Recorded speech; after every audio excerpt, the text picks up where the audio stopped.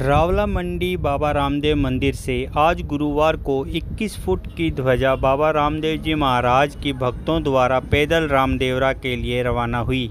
भक्तों ने बाबा रामसा पीर के जयकारे लगाते हुए डीजे पे बाबा के भजनों पर नाचते हुए मंदिर से रवानगी ली। ध्वजा बाबा रामदेव के भगत संदीप खरोड़ ने हर साल की भांति इस बार भी उठाई।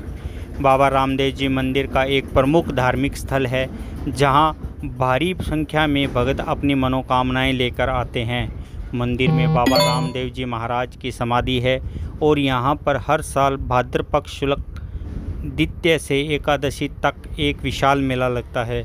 इस मेले में लाखों श्रद्धालु भाग लेते हैं और बाबा रामदेव जी की पूजा करते हैं। अगर आपने हमारा चैनल बंसल न्यूज़ रावला मंडी सब्सक्राइब नहीं किया है तो अभी सब्सक्राइब कीजिए और बेल आइकॉन दबाना न भूलें।